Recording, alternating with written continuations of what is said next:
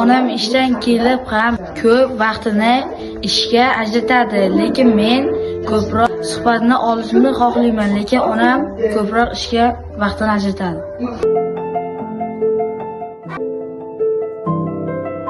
Onam bolalarni juda yaxshi ko'radi. Deyarli ertalab onamni ko'rmayman. Ertalab tursang, nonushtalarni tayyorlab ketgan bo'ladilar.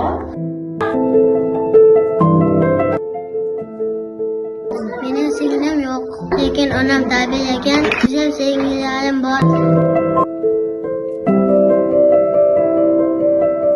Onam men bilan dars qilishni xohlayman, lekin charchab uxlab qoladi. Bayramlarda bolalarning onasi Telegramdan videolar jo'natsa, meni ona xursand bo'lardi va boshqa tashvishlari xuddi o'tib ketgandek xursand bo'lardi.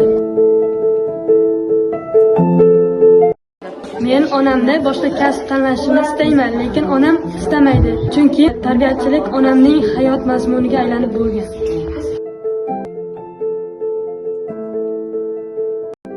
Men onamni kasbida hurmat qilaman.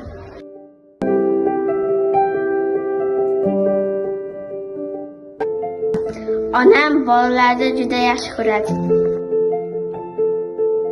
Balki mening onam kim uchundir oddiy bog'chapadir, lekin men uchun O'zbekiston kelajagini tarbiyalayotgan qahramon.